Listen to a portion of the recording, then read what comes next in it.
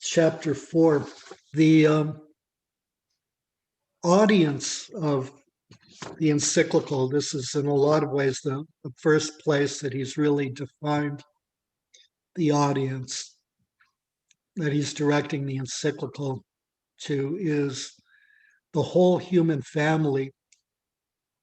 And he argues that it's a conversation that includes everyone. Does that make sense? Yeah, I think so. Everyone, not just the Catholic Church, not only including the community as a whole, you know, but who will? I mean, if you're not Catholic, even you're a Catholic, who will read that encyclical?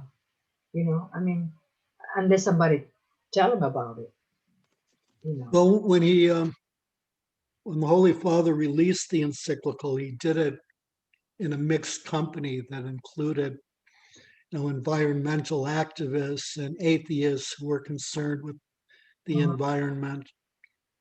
The encyclical has been reviewed.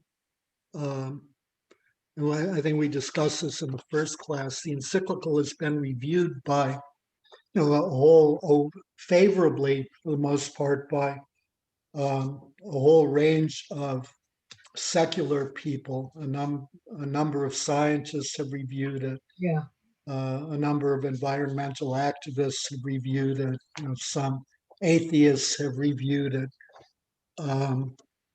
And then, in the religious community, predominantly the favorable reviews have come predominantly from the mainline churches, like the Anglicans and the Lutherans, and Mhm. and I mean, so it's something that has to do with all of us, right? I mean, Yeah. right, it So, has to do with all of us, humanity. yeah. right, right, And I like the way there was part of it where it said everybody needs to be involved, even in communities where where they're poor, and um, they need to have a say as to how they want to live too. So, I mean, everybody's got dignity, and unless we take into account everybody's position, we can't just think of our own comfort zones. right, yeah. So, well, my question is, if it was reviewed by all of these people, all of this organization, is there any feedback from any of them?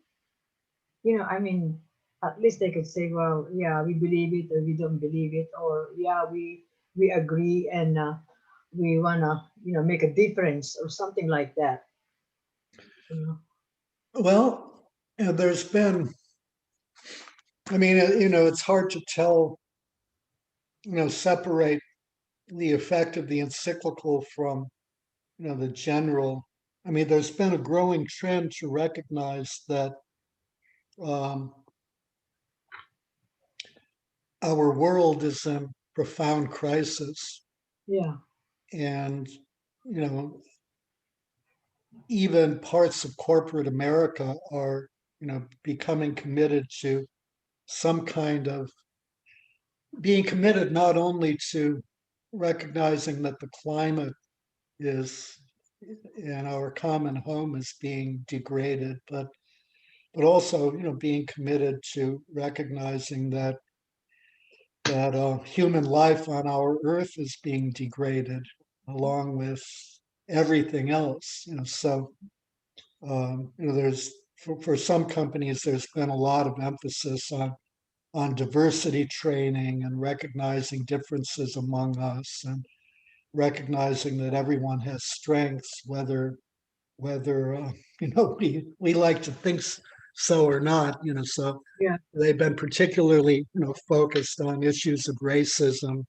on issues of ethnocentrism, on issues of sort of cultural differences where in some cultures it's okay to be outspoken and boisterous, and in other cultures It's not acceptable. that's an affront. Yeah, And, and then also, we often tend to, have biases against, say, people who are hard of hearing. There's, sort of an automatic assumption that a person who doesn't hear well is stupid. And, and then there are, biases against the disabled and, against people with health problems. So I was saying that, a lot of companies are embracing diversity training. So training about awareness of racism and racial biases, ethnic biases, cultural biases, biases against the disabled, biases, against people who are different in any of a number of ways. And and that's really, valuable. And, especially, I mean, coming from corporate America, which, has not always had the greatest record in terms of recognition of human rights. Right. Yeah. So, that's really significant. A lot of companies are have committed themselves to having zero carbon impact by a particular year. Um, Even some of the oil companies are sort of scaling back on their more, blatantly destructive practices. So there's and momentum for the Paris Climate Accord has, really grown, which is a good sign. Um, the in many ways, unfortunately, America is, in the one of the most Destructive. backward countries in this area. And the problem here is not only there again, I mean, it's a problem of corporate America, which has led the resistance. And also, evangelical Christians have been very instrumental in leading the resistance. And then under Trump, it became all sorts of environmental restrictions were released. So the real position is, destroy the environment as much as you want, as long as you can make money, Yeah. including, I mean, the regulations on clean water were relaxed too. So it's not like, I mean, it's along with destroying the environment. I mean, it also is an attempt to kill us, also that corporate America can turn greater profit. So the Holy Father champions integral ecology. What is integral ecology? So ecology, let's see if I can find it quickly. Oh, Ecology is the science a science that studies the relationship between living organisms and the environment in which they develop. Right. Yeah. So that okay. environment is both natural and social. In paragraph 141, right at last sentence on that page, protection of environment is in fact an integral part of the development process Okay. Hmm. and cannot be considered in isolation from it. So integral ecology is an ecology that respects our unique place as human beings in this world and our relationship to our surroundings. Do you see So that somewhere? that's somewhere. Okay. That's in fact a quote, but of course Oh, I didn't write down where the quote was from. Integral ecology doesn't forget that human beings are at the apex of God's creation. It also emphasizes that human beings are intimately connected to the remainder of God's creation. So it's not us against God's creation. It's us as a part of God's creation. Pope argues that nature cannot be regarded as something separate from ourselves or as a mere setting in which we live. That's the anthropocentric view.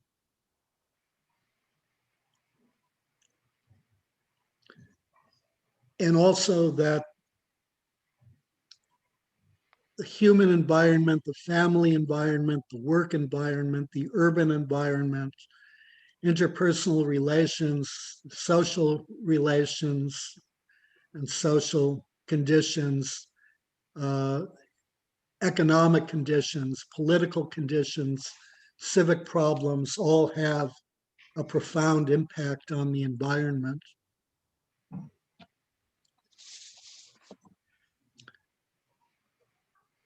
And so the result is that all of the current crises of our time are interconnected and are to be approached using an integral ecology. So the environmental crisis is also a social crisis, and the social crisis is an environmental crisis. The health of a society's institutions affects the environment and the quality of human life.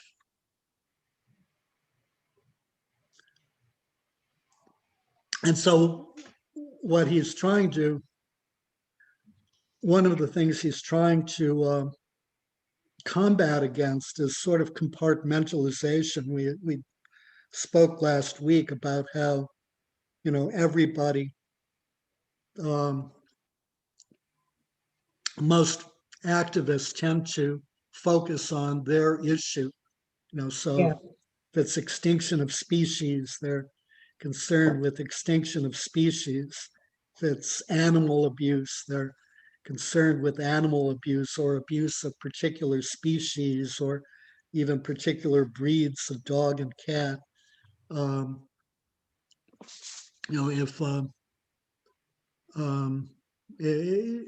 If it's sort of forest lands, people tend to focus on that. So there's the specialization, even though there's a certain degree of overlap, but nevertheless, specialization. And so related to that, we remember a few weeks ago, we discussed the problem of specialization, that there's been an explosion of knowledge and that the sum total of knowledge has become too overwhelming for really anyone to master. And so people have become specialized and they develop a narrow focus. And so that tends to kind of preclude the ability to have a more general or a broader focus. And the basic problem of that is that however well intentioned, we can easily end up doing damage when we intend to do good because we don't understand the interrelationships between things. And that's a basic problem has always been a basic problem for science anyway, that the the interrelationships between things are very, very, very, very complex. And despite real scientific advance, we know the world very, very, very imperfectly. So we don't know really a great deal about integral ecology or how everything fits together into how everything could fit together into a harmonious whole and why it fits together so poorly into a disharmonious whole. Yeah, there's a sentence here I didn't really understand. It says science and technology is not neutral from the beginning to the end process. What does that mean? Where is that, Connie? It's 114 section, not page. Or maybe it's a page. Maybe. Page number. Yeah. 114, I think. I wrote it down in my notes. Has to be a page number. Yeah. No, probably. it's the paragraph number. It's paragraph. I'm not writing the page number. I'm writing the paragraph number. Yeah, it's the paragraph.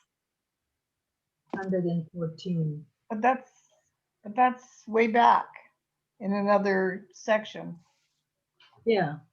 But Rana was talking about science, so I thought I'll bring it up. In saying that science and technology are not neutral. Yeah. From the beginning. So he to the says end. from the beginning to the end of a process, various intentions and possibilities are in play and can take on distinct shapes. So Yeah. Yeah. we, anything can be used for good or for evil. Anything can be used, even, without that strong a dichotomy. Anything Right, can right. be used well or it can be used poorly. So an extreme case is, Mhm. the atomic power. Its original intention was to destroy, Yeah. Oh, wow. create carnage on a scale previously unimaginable. But it can also be used for good. Although, its use for good is much more difficult and even in some ways uncertain, because the problem is, what do you do with with the used uranium, which is highly radioactive for the next however long, and water that's been contaminated by it, which is radioactive for however long. And so, you have to have adequate, efficient storage mechanisms to prevent leaks. So how do you do that? And that becomes a matter of, using the technology available in construction. But then the problem is that, construction companies work for profit, and often where they can cut corners, they do. And then what happens? And then, have you adequately planned for anything like the nuclear catastrophe at Fukushima? Right. Is that it, Fukushima? So the the construction was, by code standards adequate, was good, but it wasn't able to withstand a tsunami. Mm. Mm. And sometimes, there are just these things that you can't replicate and that you don't foresee. And so, we have a whole number of issues at play. We have simply the intent. It's not always, the intent to do good with science. It's especially where money is involved. Mm. There's often a tendency to focus on, to use science to make money in an unethical way. And so, and then there's also, on the other hand, we live in, today in America particularly, there's been a real tendency at the same time to deny science. So the anti-vaccine movement, which, is certainly over the top. The whole response to the coronavirus pandemic, led especially, by the president, who at varying times proclaimed it a hoax of no great consequence. 99% of people are okay. All of the things he said. Mask wearing is not essential. Scott Well, Atlas is that's what going they to. thought. At first, What? that was what they thought. Well, no, it actually wasn't what they thought. It's what they said. But at first they didn't think mask wearing was going to make a big difference anyway. They didn't publicize it because there was a shortage of masks. Oh, And Fauci has talked about this, that, if they said you should wear a mask and there aren't enough, then what's going to happen? We saw what happened. I mean, with hand sanitizer and toilet paper and paper towels and cleaning agents. I mean, they disappeared for a period of six weeks or so. So, if the same thing happened with PPE, that would have likely meant that hospitals would have had none. And that Yeah. means, that everyone being admitted becomes just a source of contagion and everybody dies. I remember right at the beginning, there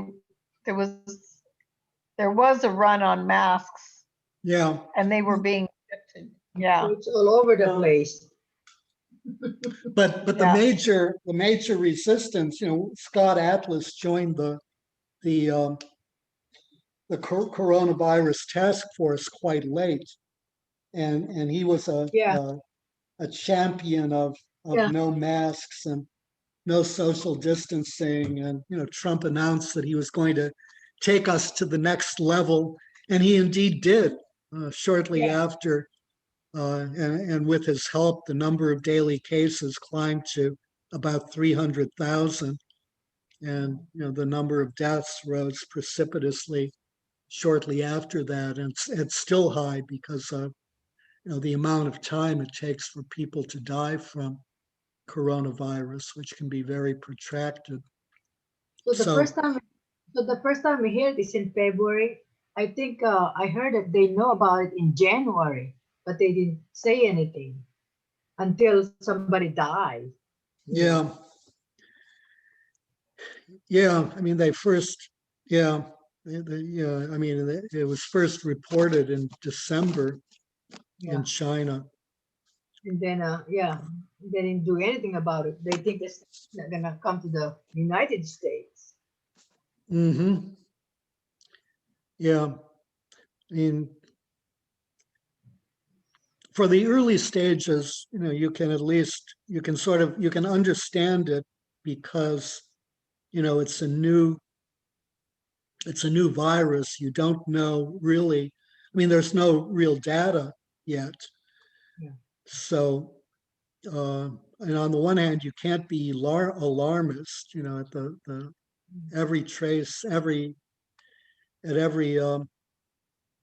at every point a new disease emerges.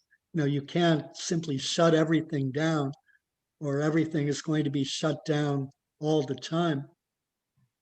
But you do have to investigate, and when the data becomes clear, act. Mhm. But it And wasn't just in this country, because I heard a clip, or I saw a clip of the World Health Organization saying that masks wouldn't help.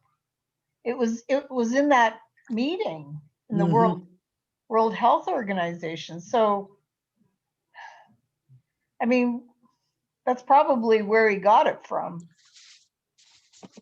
No, because I mean, the guidance changed, Yeah. and he didn't change. He, Oh, dug okay. in.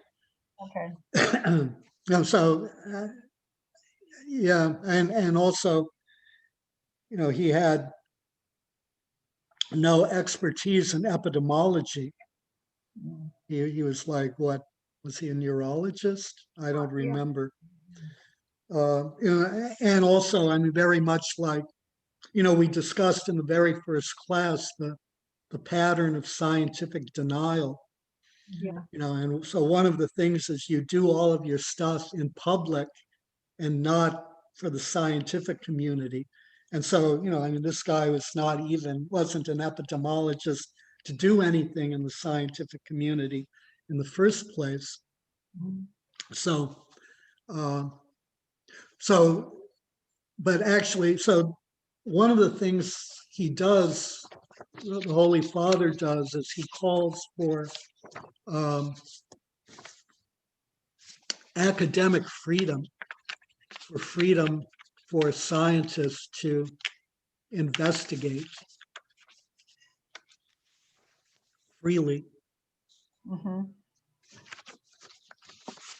Researchers have to have their due role. We have to facilitate interaction among researchers, and we have to ensure broad academic freedom.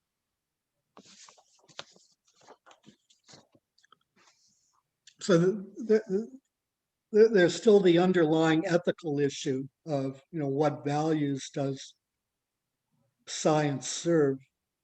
But it's also true, that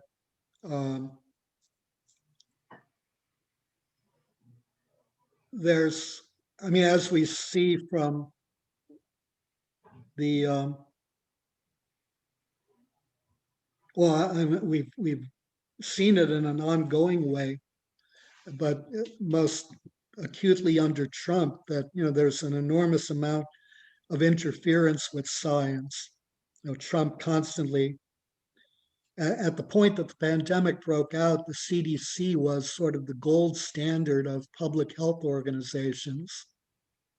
Its integrity was severely compromised because Redfield, habitually bowed to Trump's demands and made changes to CDC guidelines without them being reviewed by scientists, only because Trump wanted. So that's a major problem if science becomes subject to political agendas. It's also one of the things that the sociologists have wanted to investigate, for which government funding would be needed, is the exact frequency of gun violence, of the forms of gun violence, and of its impact on the United States. So, a comprehensive study of the causes, occurrences, and effects of gun violence. And the NRA has consistently blocked that, Yeah. so that it's never happened. Yeah. And yet, that's an important scientific pursuit, and also one, that it touches at the very core of human dignity. Guns are a means of murder. Period. You kill something with them. That's why you have them. Yeah. So, There's no gun, there's no mass murder. yeah.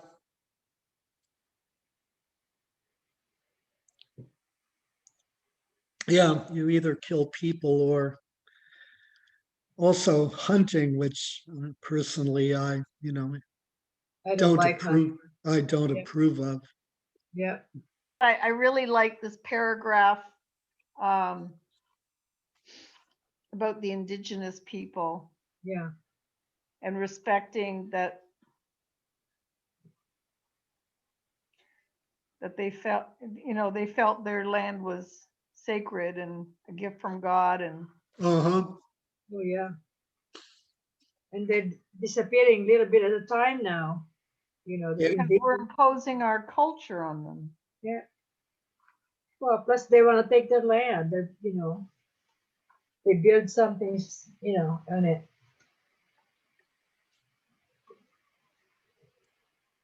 That's probably a instinct pretty soon. Like Mhm. the species that we protect and stuff. Yeah. Paragraph 146 Yeah. talked about their indigenous communities and their cultural traditions. Yeah. Mm-hmm. And for them, land is not commodity, but rather a gift from God. Right. Yeah. Right. Ancestors who rest there. Gotten from the ancestors. Yeah. Yeah. Actually, I mean, it's striking that that is the view of, many non-westernized Yeah, communities, Mhm. not not only uh, not only Christian ones, but ones of all faiths and Mhm. pantheistic ones. The land is always a gift from God. Mhm. Um, when you bind together in communities, the tendency is to for the community to be the important thing and to see God as the giver and yourself is not the owner, but sort of simply a placeholder until And a for the next caretaker. yeah, And a one. caretaker. And a A caretaker. caretaker, right? yeah, yeah. And that the land is something you will pass on to your children or other members of the community, or uh, so you yourself own nothing. And um,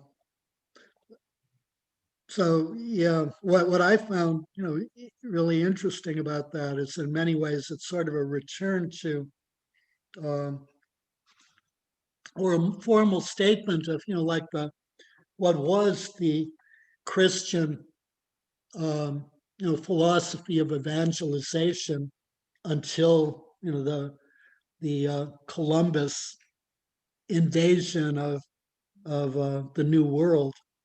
That in going into and encountering a new culture, the evangelist would, very carefully examine the culture and analyze, what were the strengths of the culture, what were the godly features of the culture, and they would always try to incorporate that into Christianity, so that the local form of Christianity would have some of the cultural elements that the evangelists thought were progressive and pointed toward God and were enduring. And in doing that, they recognized the dignity of the indigenous peoples, and they also recognized the importance of their spirituality, and that even though they weren't Christian, that their faith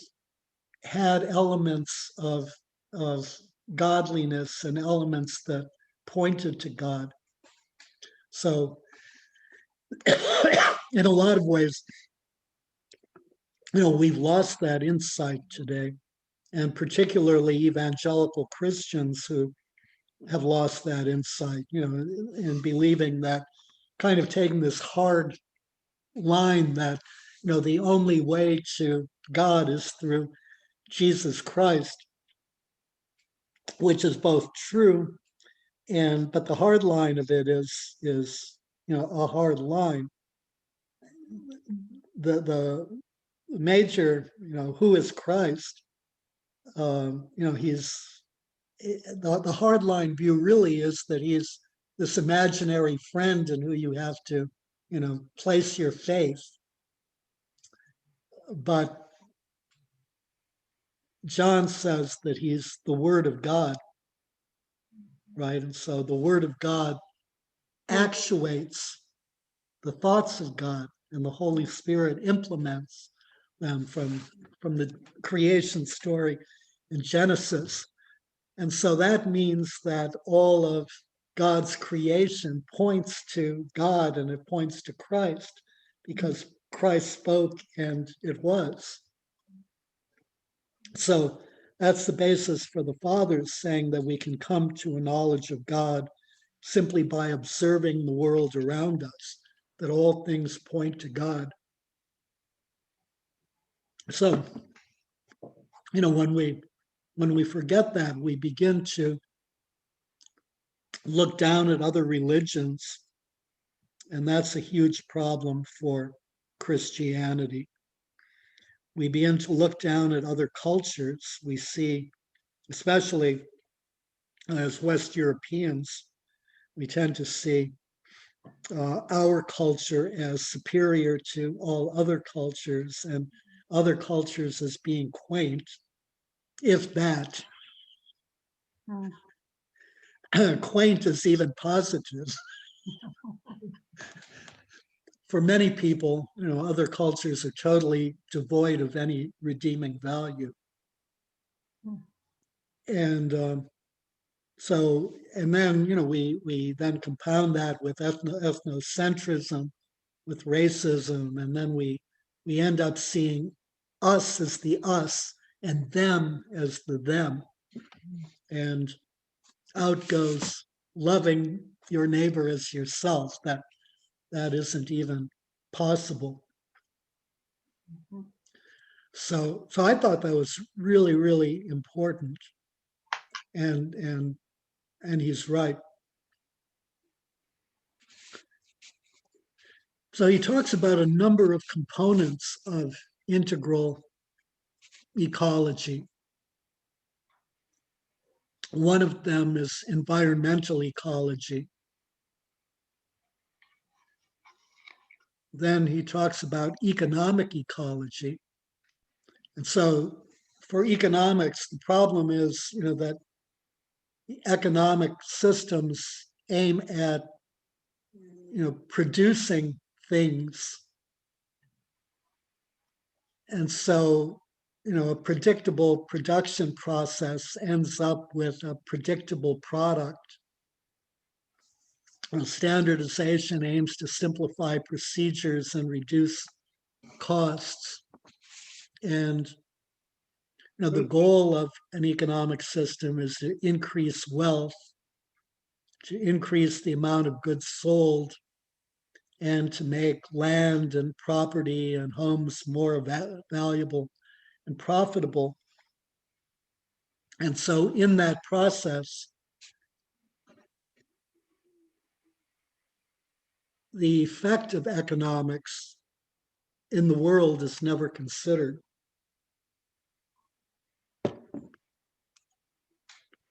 So economic ecology has to aim at locating economics within a broader version of reality, to recognize that it simply isn't about profit, it isn't about jobs, it isn't about whatever, it's about a total economic system and how it's impacting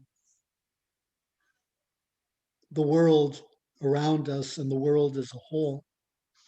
And also the aim at the economic too, when they make things, they're thinking about profit, supply and demand. Right?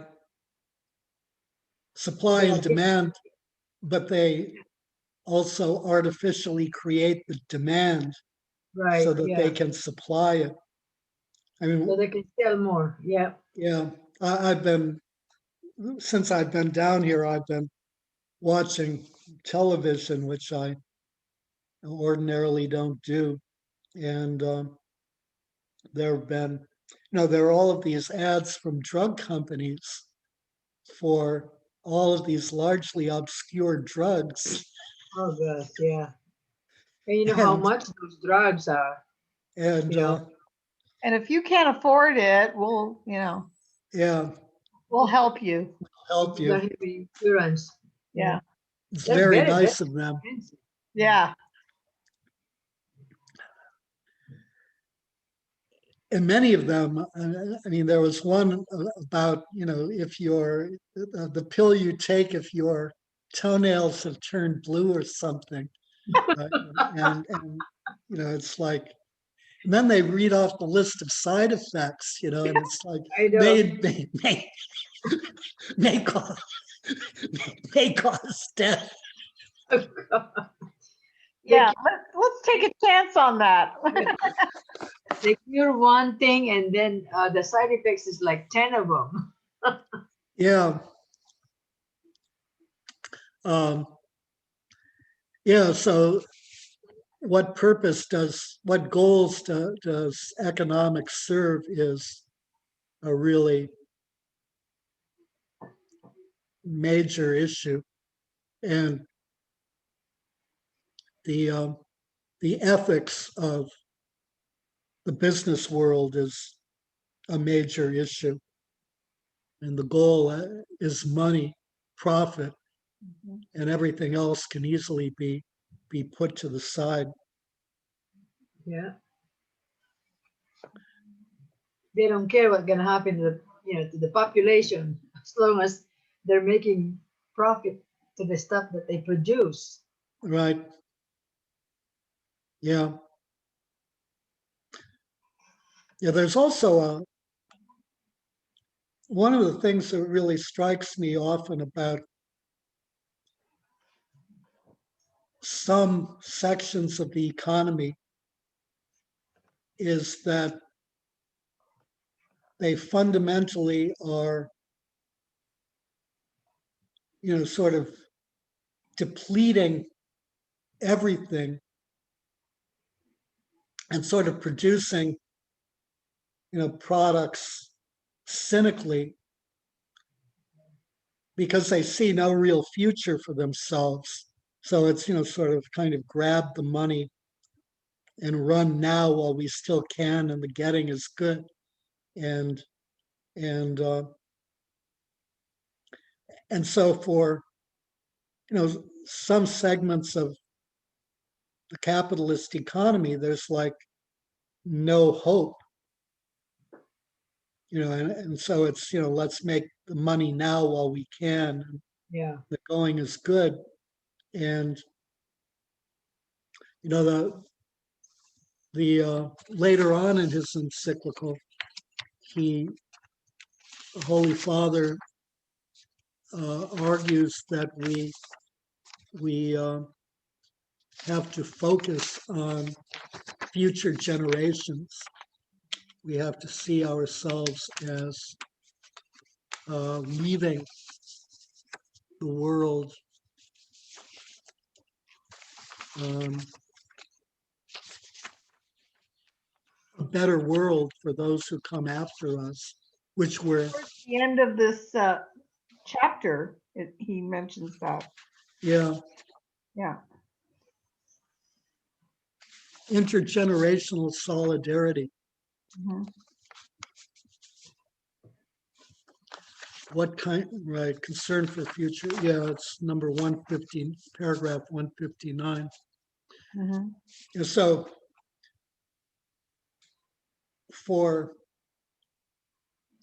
given this sort of cynicism and the cynicism, I mean, you can see it in the oil companies, for example. For a long time, until they began producing, um, electric cars and hybrids, you could see it in the automobile industry, and especially in the American automobile industry. This basic hopelessness and getting the profits while we can, and that's extremely destructive. But the the focus on jobs and potentially jobs lost from sound ecological practices is sort of another thing.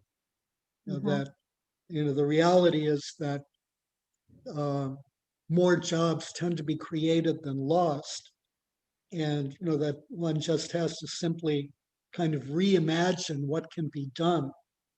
So so recycling efficiently produces enormous possibilities for reusing things in creative ways. Um, so I remember watching an interview with like a lumber mill owner who was who was struggling, you know, because of the decline of quality lumber in the area. And then he discovered that he could use all of his existing equipment on on discarded lumber and make new products out of it. And Wow. so instead of struggling badly, his business was booming, and he was no longer polluting or wasting or whatever. He was now using sound environmental practices, and so that was sort of a major testimony. Um, but this focus on, the immediate impact really denies that future generations are going to have to live on this planet. And, we've really,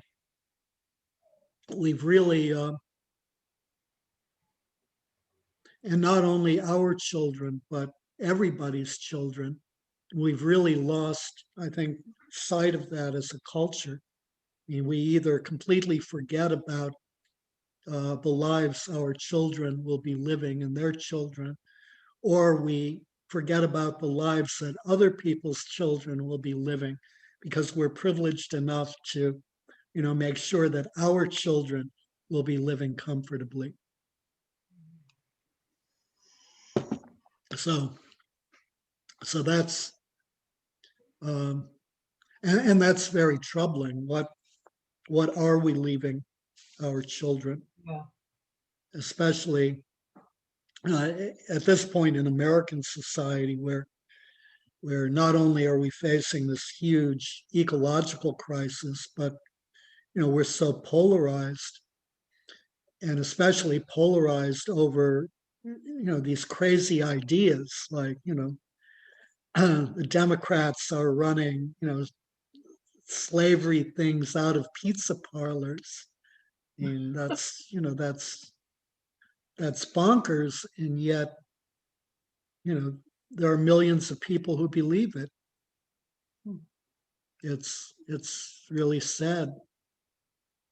So he also talks about social ecology, that institutions extend from the family to wider local, national, and international communities, that a weakening of institutions has negative consequences. We've seen that very much over the last 4 years in America, with the attacks on the deep state and the repudiation of the FBI and intelligence from the CIA, and attacks on the State Department, and disbanding many of the area desks of the State Department, and lack of respect for the laws becoming more common. And so he points to the fact that there's often good legislation on climate change and environmental preservation, and yet laws are not observed or not enforced. And the effect of all of this, the effect of weakening institutions, the effect of lack of respect for the law, is felt most poorly by the poor. So he cites drug use as an example. That's an ending battle is the drug abuse.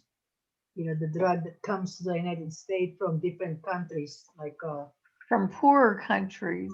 yeah, So they're making the money yeah, through this. yeah. They don't care whether they kill a lot of people because of drug abuse. Yeah, I mean, the drug cartels are, extremely exploitative in Right. Yeah. their own countries, and they're really terrorist organizations that really oppress all of the people in the areas that they control. They should And, have more movies about that type of thing. yeah, I mean, that one movie about diamonds, blood diamonds, Yeah. really Yeah. made an impact on the sale of diamonds. yeah, And if people knew how the drug cartels work, mm-hmm, it yeah, might make a difference. yeah. And then, at the end at the producing end, it's purely exploitative. then at the consuming end, there's drugs above all appeal to people with a sense of hopelessness. And once you're addicted, then you're addicted. Drugs are highly addictive, Yeah, it's hard to get out of it. hard to get out of it, and they just totally, And it affects the family too, you know. right, it has huge effects. It has huge effects on families. It has huge effects on communities. Yeah. It has huge effects on, I mean, it's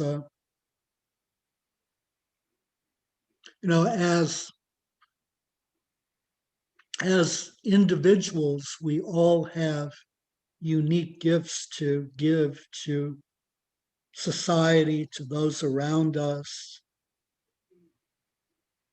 Each of us has something extremely valuable to share. And the problem when you become addicted to drugs is that the drugs take over and you no longer have anything to share other than, bad stuff. Mhm. You can steal, you can And that lie, you can, we had a big problem in Palo Alto. There was a high school where, it was such a mix of kids, and the kids from the affluent families had money to pay to buy the drugs, and then the kids that were coming in that were from poorer areas, they were the sellers. yeah, And then we had so many suicides in that high school, it was ridiculous. It was really sad. And they, parents didn't understand how how it worked. I don't know, they were just, or they maybe they didn't pay attention. But it was one of the worst high schools around. yeah, Suicide. yeah, yeah. I mean, it's hard, even, as a parent, even if you do pay attention, it's easy to completely miss everything.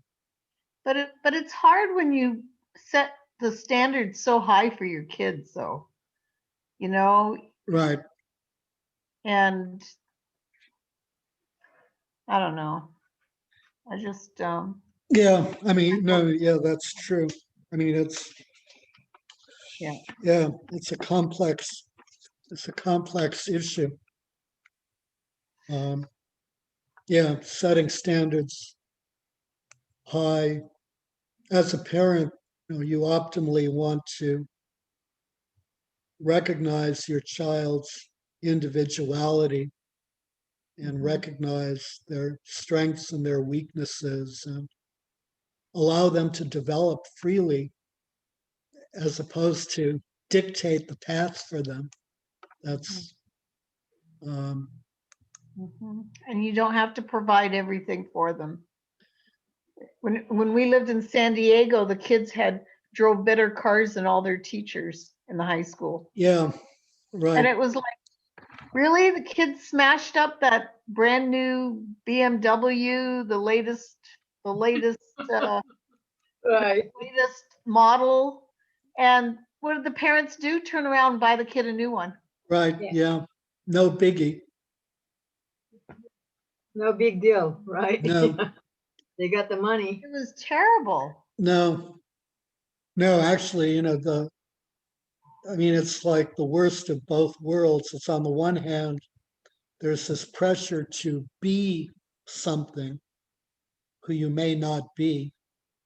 Right. And on the other hand, there are no, life lessons about what you need to accomplish anything. I mean, there's no discipline, there's no responsibility, there's just privilege. And Yep. No and respect. No right, respect. And when no, we were growing up, boy, if you spoke badly of your teacher, your parents would take the teacher's side first. right, yeah, Now it's the reverse, right, that's true. Yeah. Yeah, that was There's also no true. respect. It was also no true when I was growing up. Yeah, Yeah, yeah, a lack of respect. Yeah, yeah, yeah. We raised the girls in a very sort of old school way, which they, resented for a long yeah, time. because But they were the odd one out. yeah, At school, it wasn't like that at all. Yeah. But that was a good lesson, Ron. yeah.